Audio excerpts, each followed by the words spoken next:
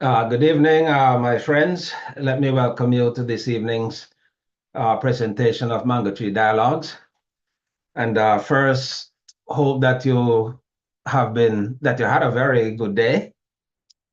Especially for my listeners in Jamaica who have recently gone through the experience of the hurricane. Just want to, wish you all the very best. Those who were hardest hit and are recovering. With the electricity, I understand in some areas not yet restored, but we'll have some more to say about that on Thursday when we meet again. So welcome, and I hope that as we distill the issues this evening, this evening is dealing with some American and international affairs, and we'll be talking about, of course, the political, should I say, the seismic political event that took place with the President of the United States, Mr. Biden, deciding not to pursue his candidacy as president for the next 4 years. And later on, we're going to have a panel discussion with the Mango Tree squad calling us. And that will come somewhere around 8:30. All right. Again, I invite you to, while you're on the channel, to just go ahead and subscribe, and at the same time, like what you're seeing, and share what you are seeing so that others can join in with the fun. All right. All right. So as a kind of light moment, I've been thinking, with the summer being so hot, and nobody's comfortable with a very hot summer. I guess it's so some people find, let me back up, there's some people who like the heat, but not this kind of intense heat that we've been having, because we have been told that June was the hottest to date. July now is the hottest month to date. What is August going to say? And so it's what I find very interesting, especially here in Florida, where I'm broadcasting from, is that during summer, that is when we have most of our rains, from June right through to August. You can expect a great deal of rain in this neck of the woods. And this year, it has just been like that. So what I find interesting is that though it is very, very hot in the days, and in the afternoons, the rain tends to fall, that the Lord in his wisdom and in his goodness allows the rain to fall, and it cools down the temperature very well. It drops the temperature by a good 10 degrees sometimes. And of course, the plants clap their hands after having gone through the terror of the sun during the day, and to have this refreshing rain on them. You can, when you go out there and you look at the plants, you can just see the difference. So, it is not all doom and gloom. Sometimes we complain about the heat, and yes, we should. And I hope you're taking the necessary precautions against, not being out in the sun and burning ourselves. And most importantly, as I have advised and begged on Mango Tree Dialogues, that we drink water, keep ourselves hydrated, So it is not all gloom and doom. We give God thanks for the rains when they come. And it does counterbalance the heat that we experience. It struck me, I was thinking about it today, when I was out there working, and it struck me that, out of all this complaint that we have about the weather and the heat and so on, God does turn up and help us out, helping us with the beauty copious showers of rain. What I noticed this year, there were times in the past when the rains would be very long with a lot of thunder and lightning. to the extent that houses were burned down. I remember, I would say a good 15 years ago, when you could have in the space of a thunderstorm, lasting for about an hour or so, or even half an hour, you could have 2 houses or so that are burnt with lightning, crashing down on them and burning them. I haven't seen that or heard of that this season. As a matter of fact, for the past, I would say 4 years or so, I haven't really been seeing that. So we give God thanks for small mercies, as they say. I just thought I'd share that, that in the midst of the discomforts caused by the heat, there are the rains that come. Let us give God thanks for that. I am giving thanks for that. And if you don't want to give him, I will do it on your behalf. All right, so what's on my mind?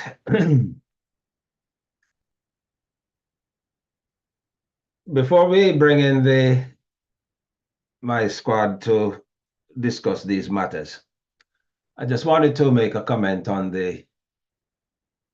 on President Biden's decision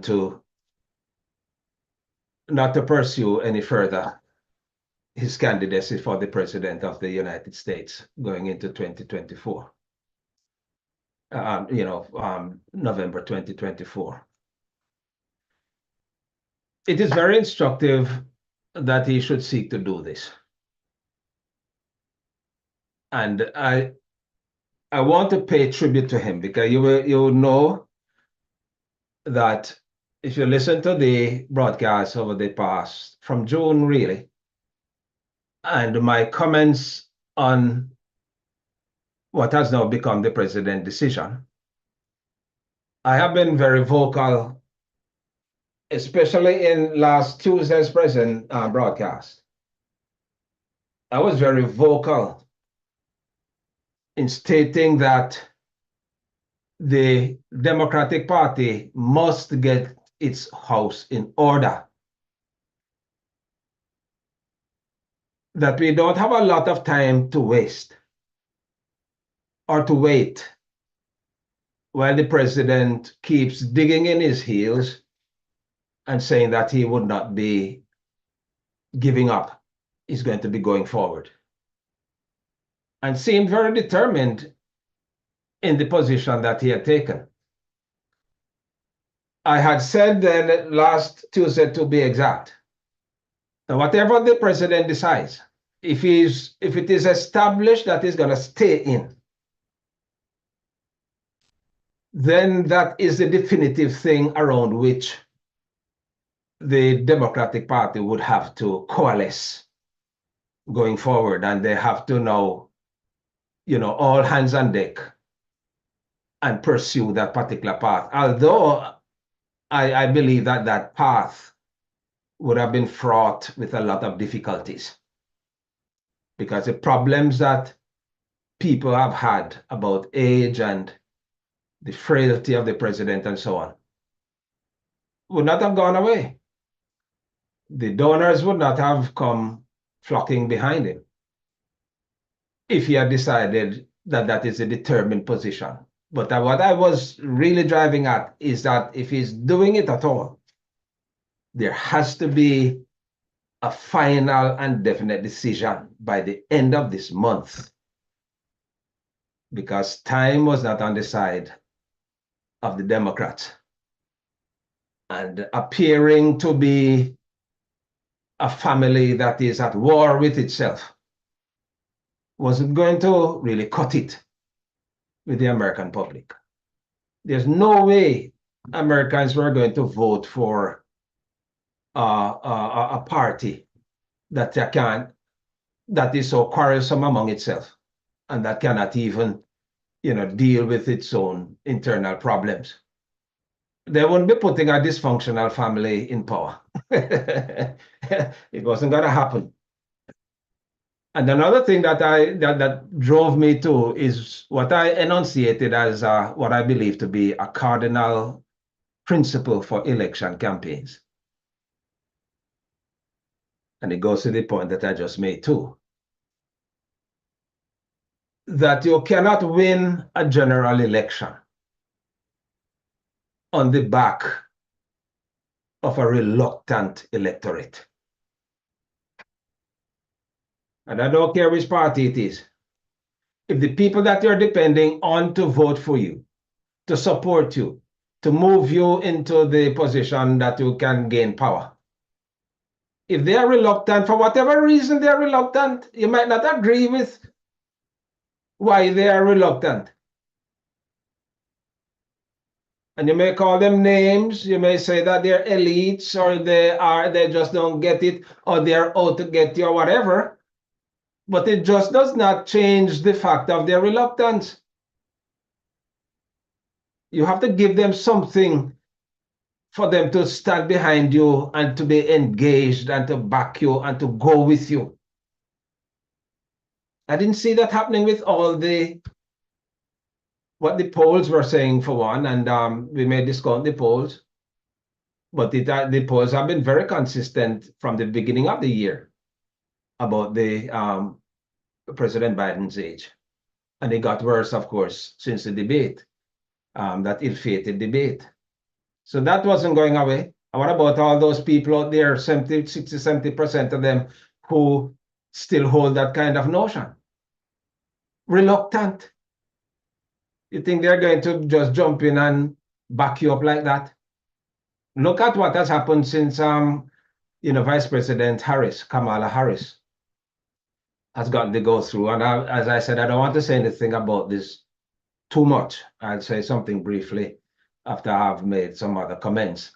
But that is going to be part of the subject of the Mango Tree Squad discussion. But she has garnered a whole lot of support. Why? People are no longer reluctant. It confirms my theory. And it's probably more than a theory, but it confirms my philosophy that you cannot win a general election, or any election for that matter, on the back of a reluctant electorate.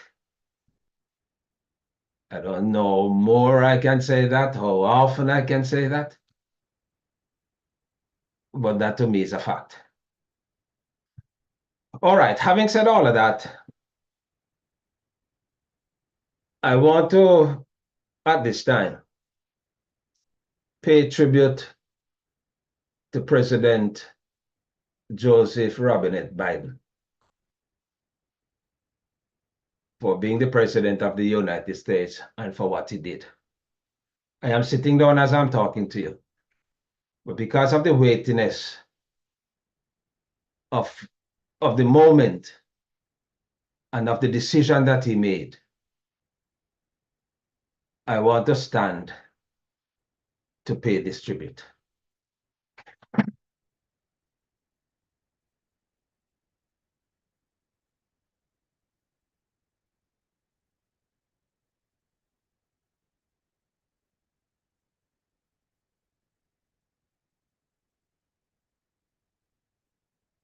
Last Sunday, President Joseph Biden took the decision to no longer pursue his candidacy for the presidency of the United States. This was a bold and extraordinary move on his part. It showed the essence of the man and who he is. That for over 50 years, starting at age 29 when he went into the Senate in the Congress, that over these years he gave all that he had, even though in the midst of extreme tragedy that very few human beings probably have gone through. The death of his wife and his daughter in a car crash, and the almost death of his two sons, Bo and Hunter. Later on, one of his sons, Bo, was given the acting on the sense of his own patriotism and love for country, served in the Iraq War, and subsequently developed a brain cancer that took his life. These are tragedies that Mr. Biden had to bear and suffer through. And despite all his personal tragedies, he did not give up. He did not walk away because he knew that there was a kind of manifest destiny that had called him to public service. And he was not prepared to walk away from public service, even in the midst of extreme personal tragedy. And that is a measure of the man. Yes, he took some time to make the decision he did on Sunday. And many of us might have grown very impatient that he did not make the decision earlier. But I had always thought that it was not an easy decision to make. And that is what made the decision even more extraordinary, because you do not just give up political power or walk away, especially when you think that you're being pushed. And one of the things that I warned against is that people should not push him. They should allow him, show him the decency of allowing him to make his own decision.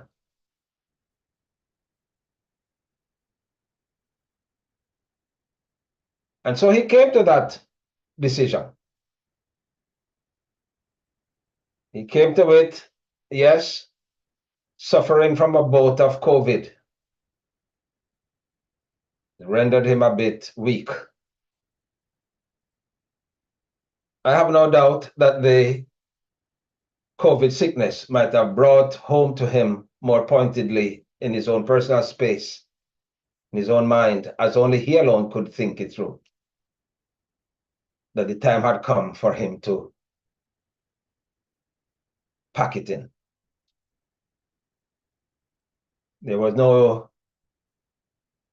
given all that was happening around him, he came to that decision and did again one more good for the country. Now, he's going to talk to the nation tomorrow, and I know it will be a speech of what he hopes to continue to do in the years ahead, in the months ahead, because he'll have another 6 months before he's no longer the president. Let me say that Mr. Biden has been one of the most consequential presidents of the United States. Consequential in terms of what he has been able to achieve in the first 2 years, or 2.5 years perhaps, of his presidency. Earth-shaking legislations that will stand the test of time. The CHIPS Act, the Infrastructure Act that has now deployed billions of dollars throughout the country to deal with the country's crumbling infrastructure. What he has done for seniors in this country, capping prescription medications at $2,000. What he has done for diabetics, when the big companies used to charge over $400 and so for the diabetic medicine, legislation went in space for them to chop it to $35. Student loan forgiveness, and a host of other things. Well, but let me just mention the climate change legislation that deployed billions of dollars to deal with the climate. These were initiatives and policies that had tremendous foresight, not just for today, not just for tomorrow, but for the future. That is the measure of the man that we're dealing with. One of the things that I urged earlier, all the way back from June, is that he is now on the mountaintop. He has reached the mountaintop. And given everything else around him and his age, he should move on while he's on top. And I'm glad, I personally am glad that he's been able to make that decision. Because I would not want a situation to develop where by being stubborn and going forward, he caused the presidency to be defaulted to America's nemesis and all that that represents. But this tribute is to President Biden and for what he has accomplished. I said he's been one of the most consequential presidents in our lifetime, certainly in the last 50 years. Earth-shaking legislations. He will be remembered. He has left a very good legacy, even at this point, and yet he's still fighting for the middle class and the vulnerable and those that have been left out, marginalized in the society. He has promised to continue fighting. And knowing the president as limited as I do, he's going to do so with every sinew and every breath in his body. So we here at Mango Tree Dialogues would want to wish the president all the very best and to thank him for setting an example of true patriotism, of true love for country. It will stand the test of time, and it will redound to his tremendous legacy as a patriot, what he has done for this country in the brief time that he occupied the office. You know, friends, sometimes I wonder that if the Republicans had not taken over in the midterm, and with all the chaos that they have created, let's say the Democrats had continued, and President Biden was able to carry out more work in the Congress, because right now nothing has really happened there of any great consequence, except just recently when they did a legislation for the Ukraine to be funded and Israel and something for the border. And with Democratic help, because we have a dysfunctional Congress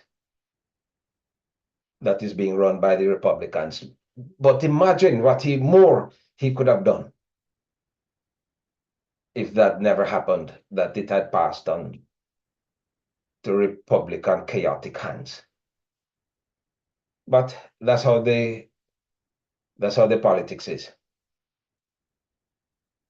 But we want to thank you, Mr. President, for all the good work that you have done and for the decision, the extraordinarily bold decision that you took last Sunday in the interest of the country. You will long be remembered as one of the greatest presidents of this country. I salute you. Blessings.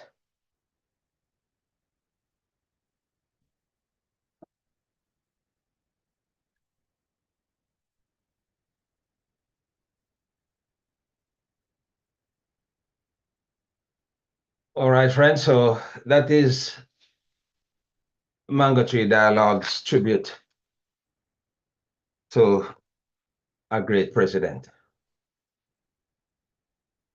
Now the torch is being passed, as he said, the torch is being passed to his vice president. Vice President Kamala Harris of Jamaican and Indian descent. You know, many people are now beginning to talk about Jamaica. Many times they talk about she being a South Asian person. That's fine. But look at Jamaica. That's where her dad came from. And I understand that when she was a little girl, that they would make trips to Jamaica. So it's that she doesn't know about the country. But anyway, the torch is being passed on to her, the baton, if you wish, to carry the race to the presidency forward against one of the most malevolent politicians to have ever graced the American political stage. Bitterness, grievance, retribution, anger. She's going to need the support of everybody at this time. And Mango Tree Dialogues would like to state at this point that we wish her all the very best as she steps out there. And all people who are in support of democracy, all decent people who believe in a country without chaos, all decent parents and grandparents who believe that their children and grandchildren must grow up in a country without mayhem and chaos, without bigotry and hatred, without racism being a basis for policy decisions. Anyone with a sense of love for the country that has given them a reason to be must stand on the side of those who advocate for these values and eschew in the strongest way possible, non-violently, the forces of evil that are being fomented by a shriveled crust of republicanism, which is not even republicanism, as I've said on this program, but a shriveled crust of MAGAism, because that is what the Republican Party has become, just a shriveled crust of MAGAist demonism. All right, let me back off. Your wife may tell me that you may have a heart attack. So what I'm gonna do now is to segue. I see that my guests are ready. So I'm gonna get them into my company here now under the mango tree, so that we can begin what I consider to be a very robust discussion.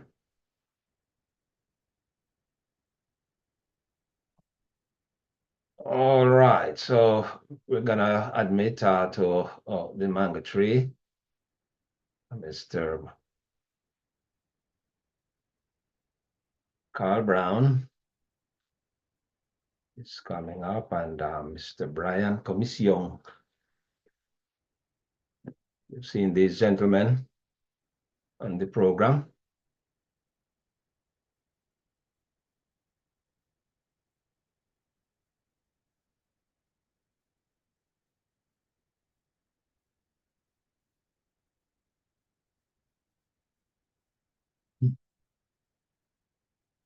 There you are, Carl. Okay, testing. You hear me? Testing, 1, 2, 3. Yeah, I hear you loud and clear, my brother. Yeah. We What's take that? up What's the mango? What's the mango tree there? That one looked like that's not a Julie. It's a Tommy Atkins. Oh, oh, you're back in Orlando. Yes, I'm back here. Oh, okay. I heard you were overseas for a while. I've been here just Oh, a minute. okay.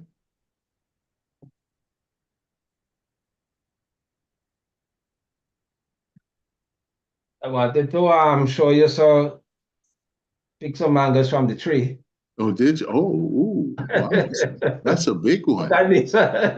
Look at these guys, man. Hey, oh my goodness. How impressive. Right. Is that to make me feel as bad as I do already? Yeah, well, I was gonna invite you for one, but they're almost finished there now. So Oh my gosh. anyway, we don't want to get the audience to think to they're most the water too much. So Oh, okay. Of we're gonna get into the discussion. course. Brian should be joining us. I haven't seen him as yet, so we'll just carry on. All right, Yes.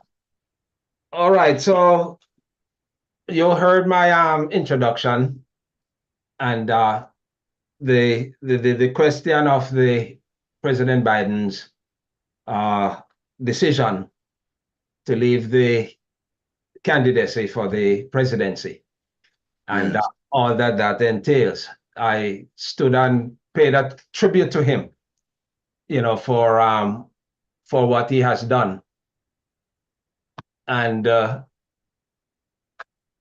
thought that it was necessary for us to really reflect on his legacy first, to talk about his decision, and then we can segue into the challenge that Vice President Harris will face going forward.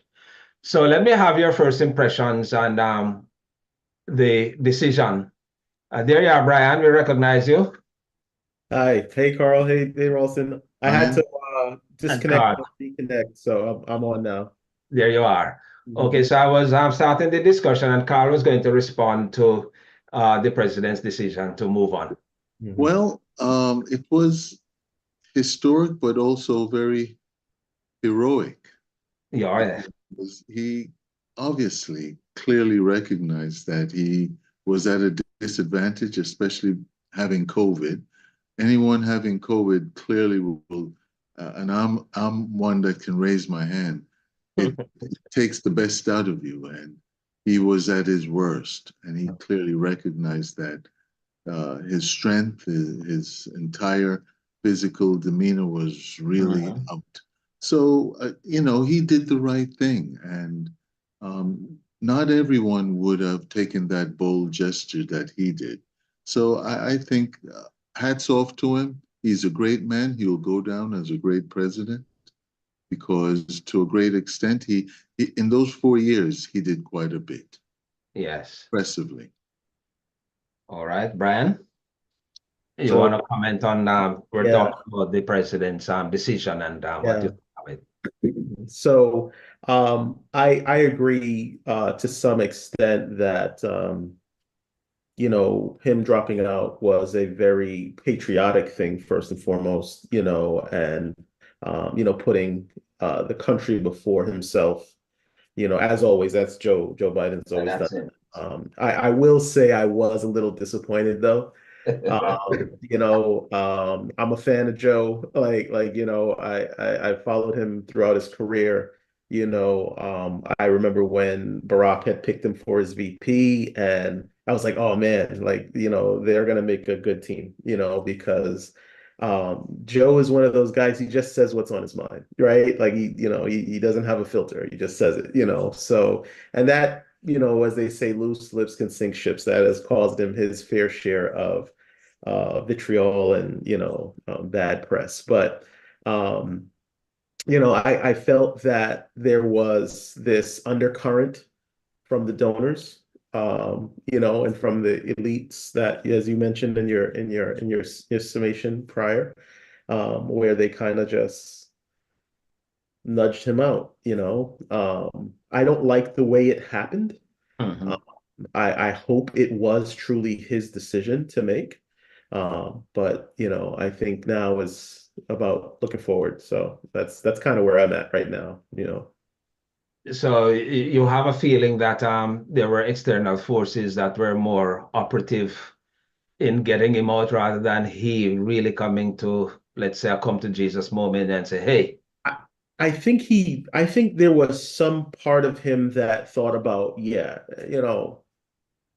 all right, like this is getting long in the tooth, and I think that's where he made the decision, okay, I'm gonna put my ego behind me and think about what's best for the country, right? Mhm. But there were so many, like, I mean, you had folks like George Clooney, and then you had these some folks pulling endorsements, and you had Nancy and Chuck going out there. Even Barack was going out there and just kind of leaking like, oh yeah, this is not great. Gretchen Whitmer, she came out and said that he just lost Michigan, and then she walked it back the next day.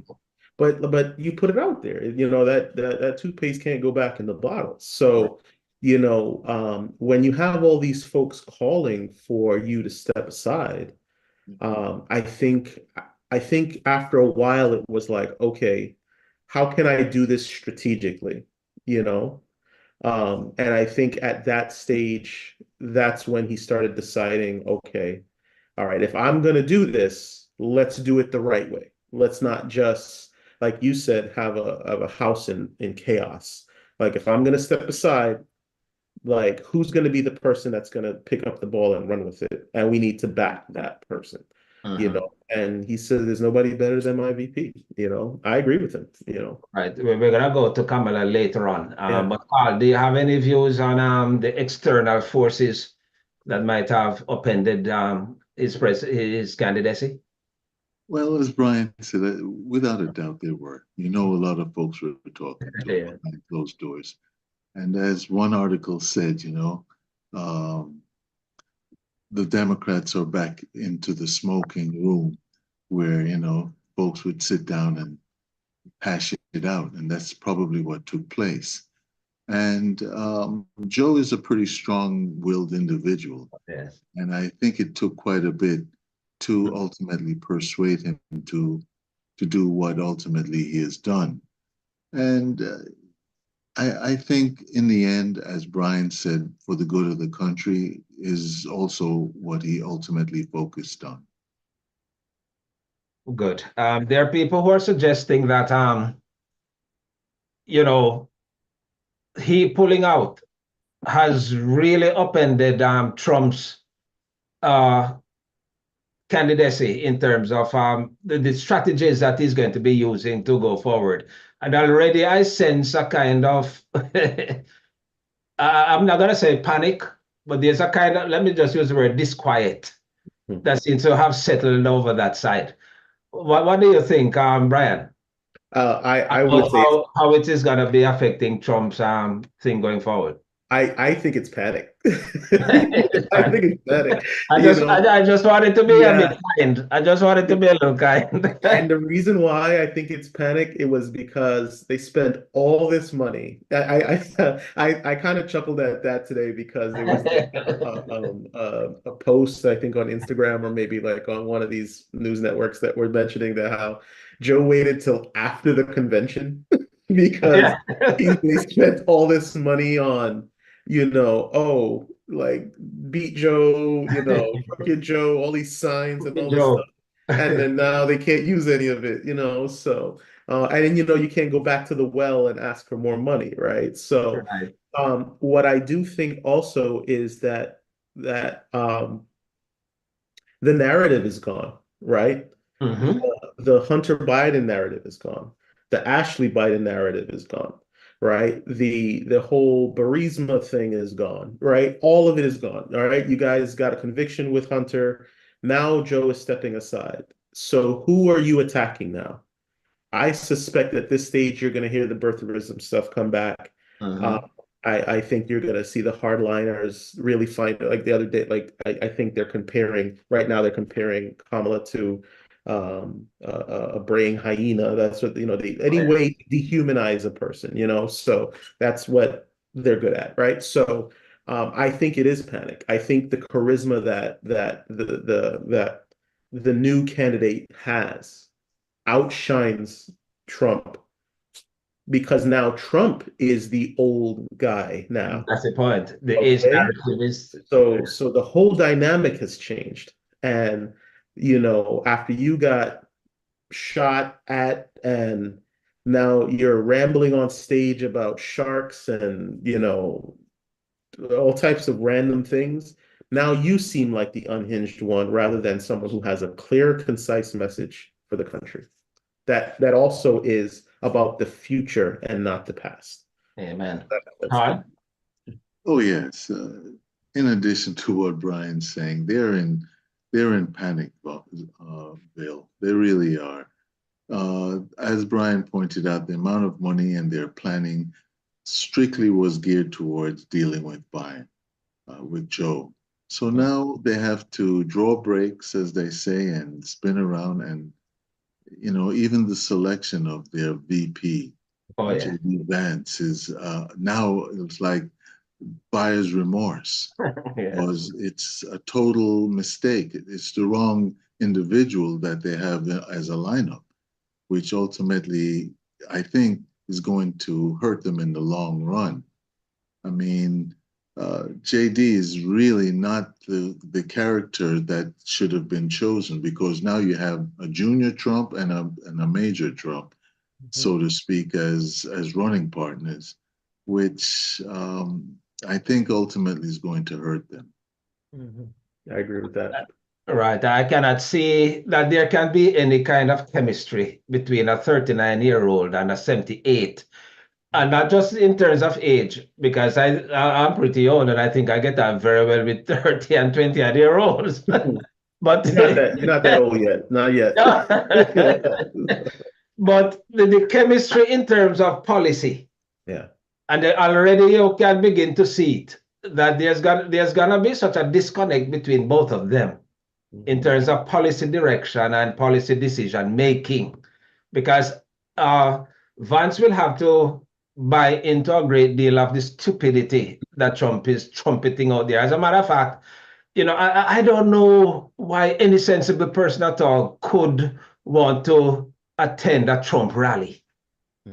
The man has nothing to say to you. As a matter of fact, he's insulting the intelligence of those who stand there, whether by shark or whatever comments, because he has no policy to tell people about, other than, just the other day he was, or just this week, he was still talking about his love for the autocrats. He can't even see that is a no-brainer, a non-winner in a situation like this. Low-hanging mangoes. Right. And another thing that I think is going to happen is that there's going to be donor fatigue with Trump. And already I read somewhere, I don't know how authentic the news is, but I think it's from either Huffington Post or AOL, one of those news feeds, said that Elon Musk is reconsidering his $45 million thing that he had projected for them monthly. Yeah. I don't think that money was ever going to be forthcoming, mark you. Because this guy's 45 million. 45 million is that easy. Without a long string attached to it. Oh, I tell you. But and he's saying he's not gonna do that because he doesn't want to be part of a cultic personality. Can you imagine that?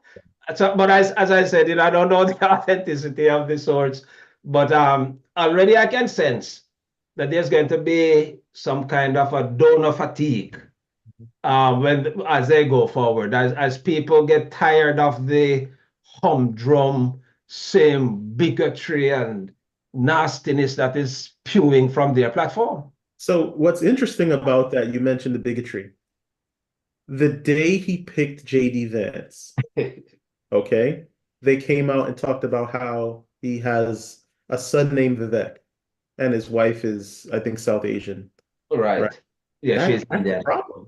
Like that's a problem for these folks because Yes, she should have been blonde-haired and blue-eyed, like JD Vance, exactly. blue eyes, right? Trump picked him because of his physical appearance. Hmm. He has the blue eyes, he has the beard, you know what I mean?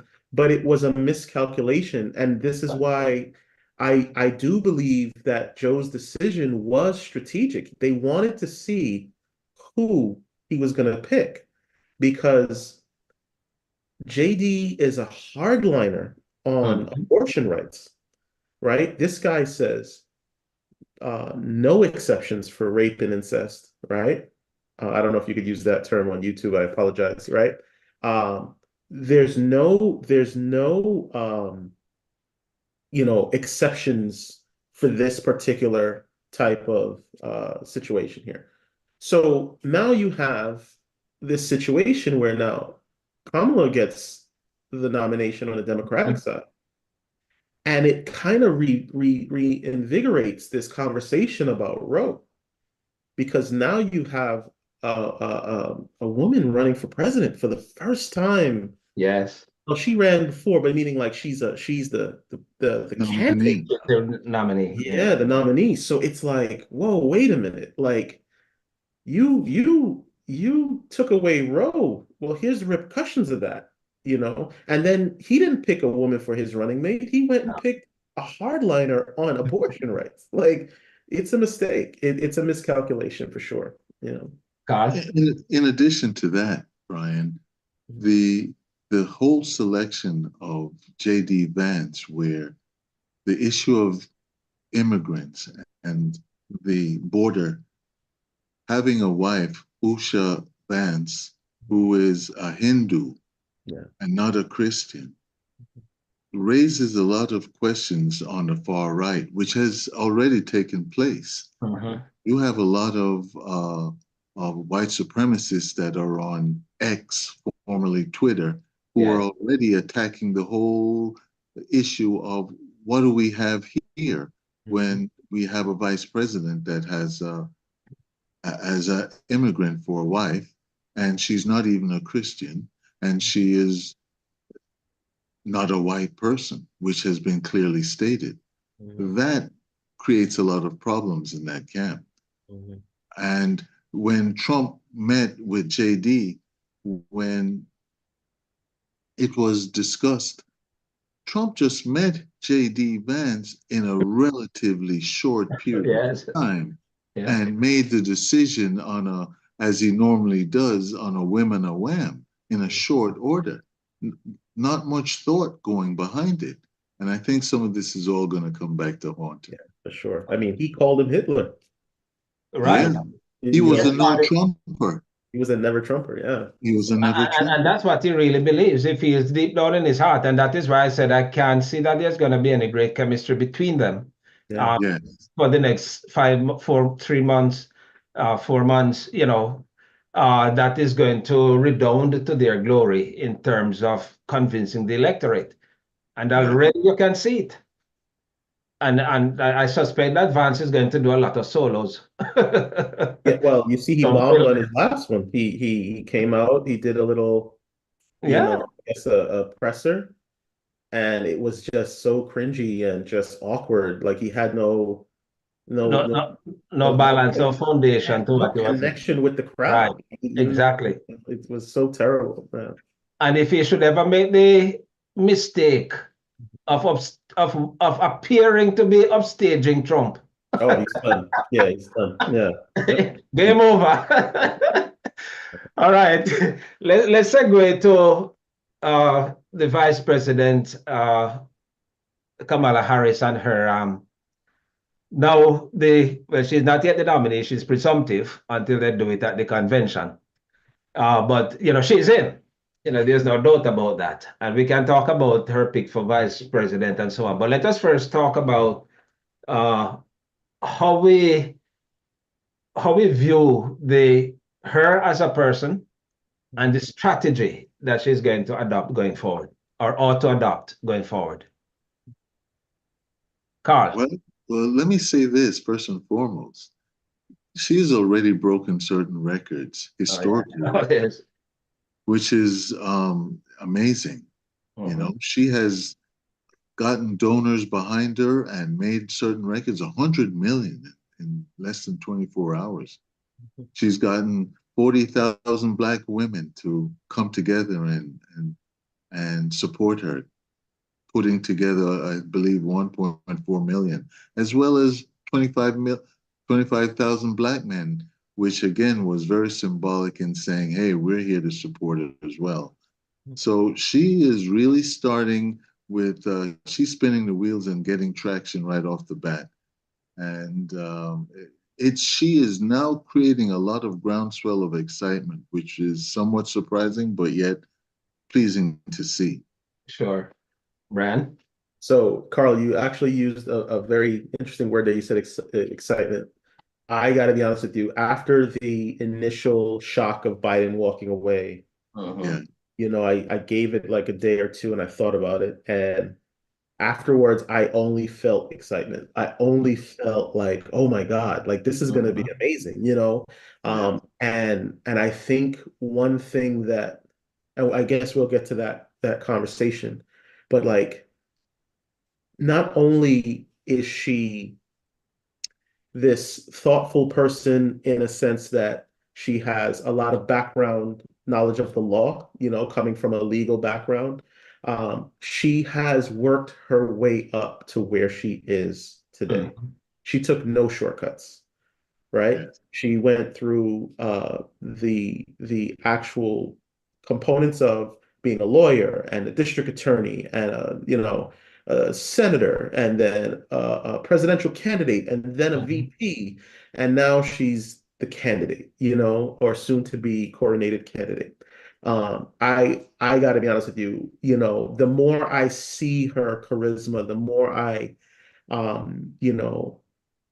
see her, out and about and giving little speech. She had a little campaign thing today. I watched that.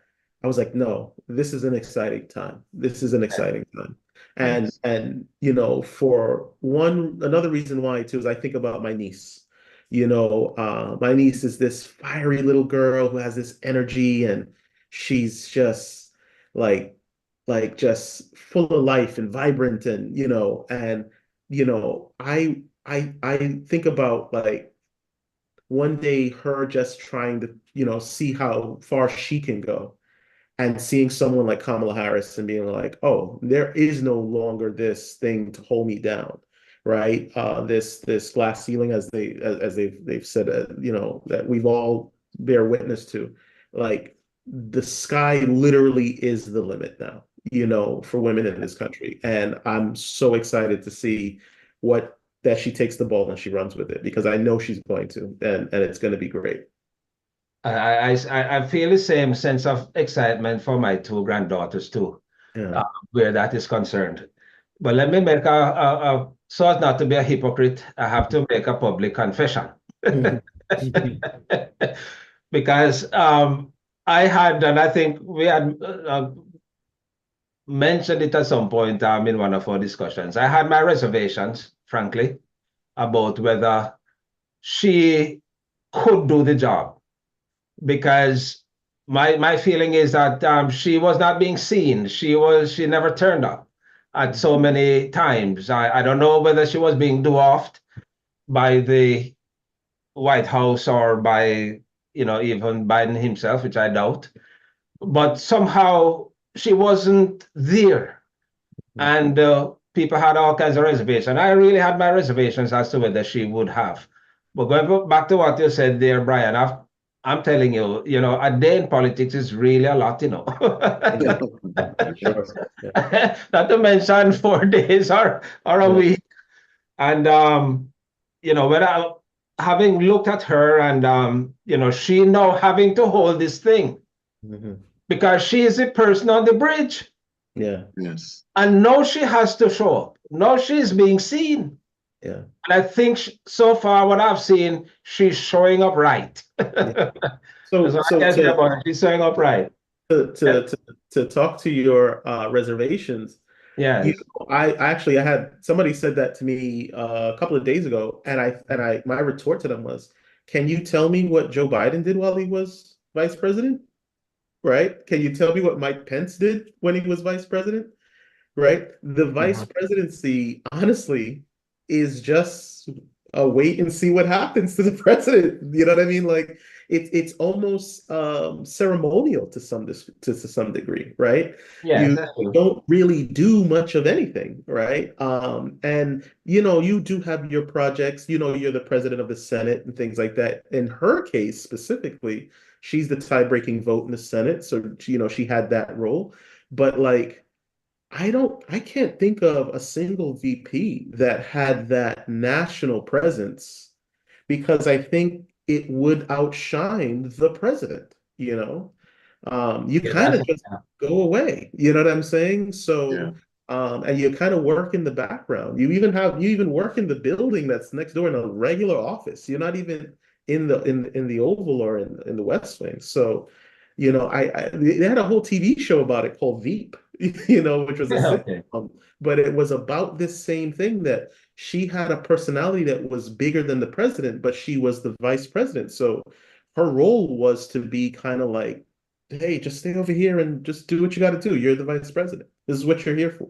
So, Well, yeah. well, what I know is that I'm liking what I'm seeing, and Oh yeah. I can say that she's going to really make waves, and we've already begun to see those waves, and those waves will hopefully turn into tsunamis that will take the other side on the other over to the other side by November. Yes, Carl, you were. Yes, yes, absolutely, Ralston. She was in Wisconsin today, and she's already gotten full support from the congressional Mhm. staff. I mean, even from the squad, except for Rashida Tlaib, who is out of Michigan, the Palestinian Yes, congressional. But and part of the reason why she's somewhat held back her support is to illustrate the progressives want to see where she stands with certain yes, key issues that are really out there. For example, the Gaza scenario, being sure. that Biden took a lot of flack based upon his position from a lot of the Democrats on not doing some of the right things they felt he should have done. But I think, there's a lot of wait and see, and with a lot of positive anticipation. And she knows that she's got the gist of most of the Democrats behind her, with some holdouts, and that's a good thing too, because folks want to make sure that they are at the table, especially the progressives, Yes. and they have a seat. So some of that is a wait and see. So it still looks positive. All right. We're almost out of time, but there's just one matter that I would want us to probably just comment on the whole matter, because this is one of the things that the Republicans have already started to hammer at her, and it's this DEI um, thing. Um, for the listeners, I just want to say that the DEI, because sometimes the press, you just hear them say it and they just go on thinking that everybody knows what this thing is about. But just to say, for a matter of knowledge, that this DEI thing that you hear the Republicans talking about is it's an abbreviation for diversity, equity, and inclusion. Diversity in workplaces and in public spaces. Diversity recognizing all race, gender, and different ethnicities being common, being respected, being at the table. Equity, meaning that you want to have a sense of justice and fair play in the way resources are allocated and in the ways in which people are able to participate and give their best talents to a situation. Inclusion, they want to be there. They don't want to be left out. They don't want to be made just, you know, somebody, people that are stuck on to a particular thing. They want to be at the table. They want to have their voices heard, and they want to be respected as persons. So that is what the DEI thing is all about.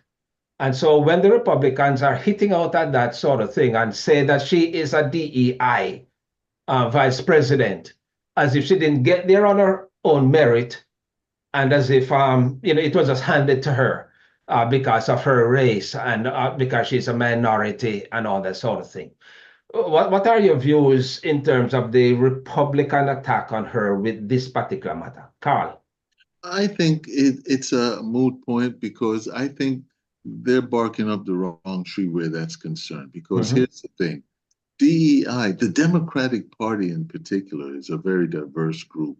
You've got her husband, Amhoff, who is a Jew, who represents a particular entity. Mhm. The Democrats, that's their strength. And I think they should play up on that strength.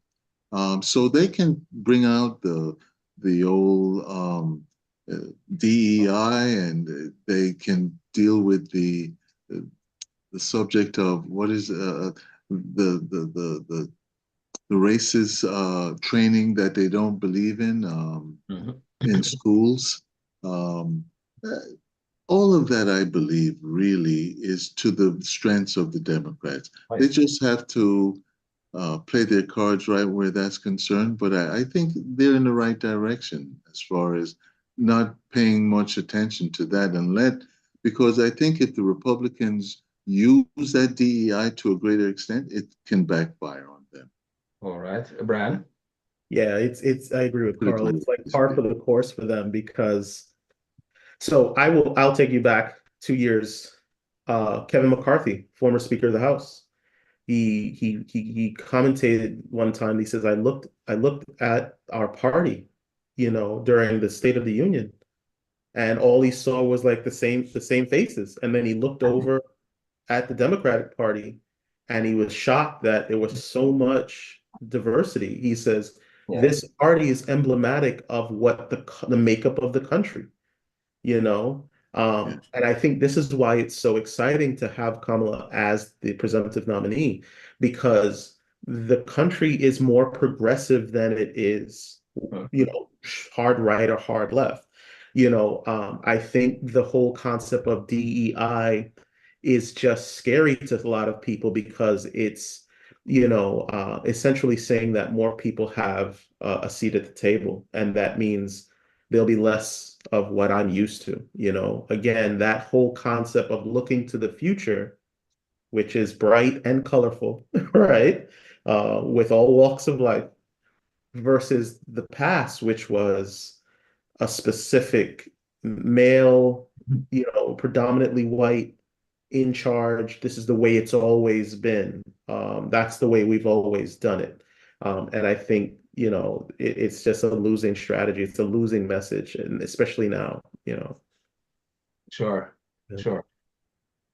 All right. The final word The on the final way forward in terms of how you see things panning out as we move towards November. Is it 5th or 7th? I believe, yeah. Carl? Yes, yeah. To segue into what Brian was pointing out, and he led right into the direction where things are going. That simply is there's a lot of the GOP, I would use that term, that is very scared of what Mhm. Brian just spoke about. All of that change when you look at the Democratic um, Party and all of that diversity that's there, that's the future. And that is frightening because, as was protested in many ways, we will not be replaced. And even though they were claiming the Jews not replacing them, the truth is that the replacement is the browning of America, the Oh, yeah. demographic changes. And all of that is frightening to what was once the majority. By 2040, the whites will be the largest majority of a minority. And in essence, it's pointing to what ultimately is the future. And the future is now. And that is frightening. And that's where we're going, whether they like it or not. And Donald Trump somewhat represents the last hurrah, the Mhm. last big fight to the end to keep it the way it used to be. but we know where things are going. Brian? Yeah, on one quick comment I would say is I really hope Kamala picks a woman for her vice president. I Uh, am so unbelievably like fingers crossed, like it's It's gonna be not a going to happen. I know, but I'm like hoping, because uh, um, especially no, with no, no, that you mentioned that. I mean, yeah, who do you guys presume would be yeah. the nominee? I think it's going to be Andy Bashir. I really believe it's going to be Andy Bashir. Yeah, he would be a great pick too, because he's exactly what you need. A young guy who's dynamic, has a huge following, and I think he's from a red state too. Mhm. He's won elections, Kentucky, yes.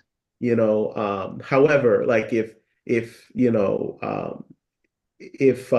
Kamala had picked like a Gretchen Whitmer, right? And it's like two women on this ticket, it would have been like this is America, like like the same conversation about DEI, it would be unrecognizable to these people that are so anti-inclusion and diversity and equity, right?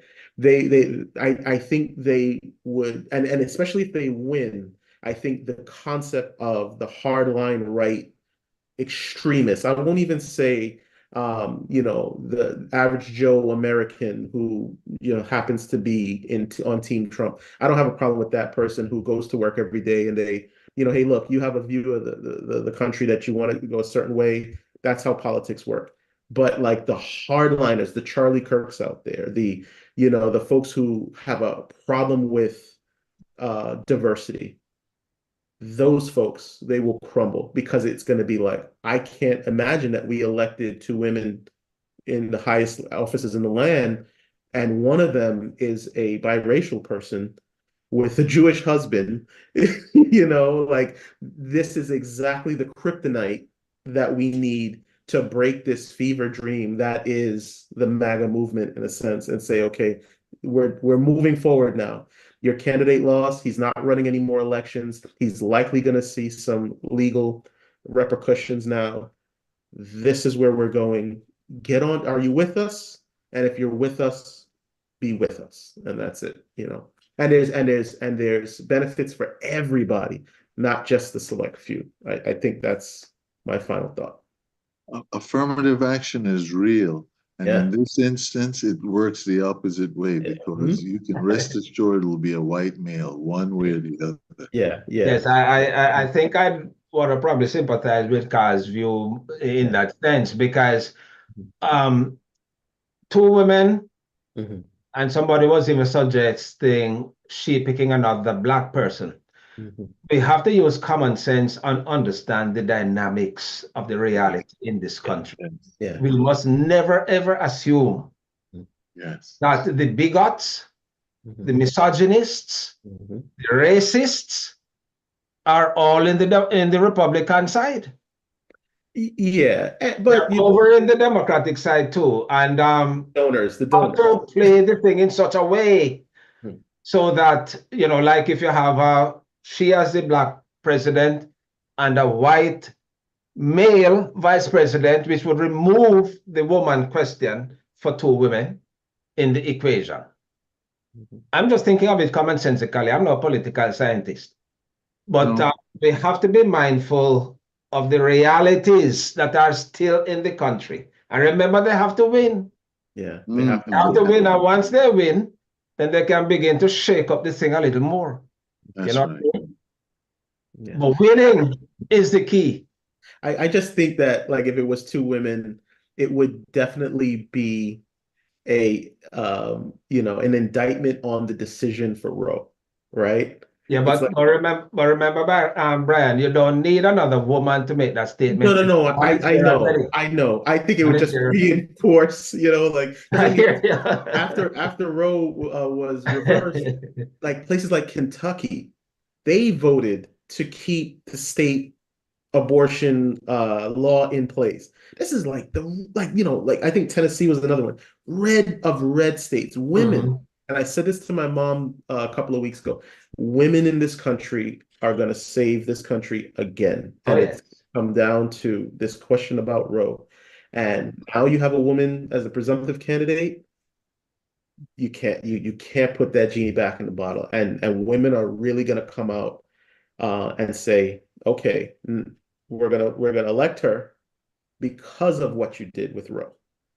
This is a direct response to Roe, and it's coming. Watch. It is. All right, guys. Well, thank you very much. Been quite a spirited discussion, and we certainly will be doing many more of these.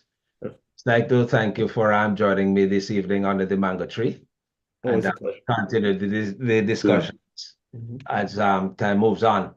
I'm really sorry that we are out of the mangoes now.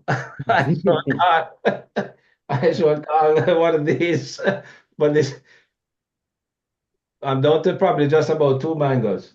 And but Brian, I was looking for you, man. Yeah, that I that I would Thursday I have had tasted them. last minute plans, and I was like, oh, I didn't we get a chance to get down to you, unfortunately. So All right, no I have to problem, man. plan some time to come They down. will be bearing next year, and I think I'll even have a bigger harvest. And I think Carl, yours should be bearing too. Carl has a scion from that tree, you know. He has a scion from that tree that is behind me. Oh, nice. Yeah. It's So growing beautifully. Now it I'm just has expecting to him be. to start eating next year. He may be able to give me some. Hope so. All right, guys. Thank you very much. Okay, And take have a care, good guys. night, and Okay, we'll do this again. Yeah. sure. Have a good Bye-bye. night. Good to see you, Carl. You too, Brian. All Bye-bye. right.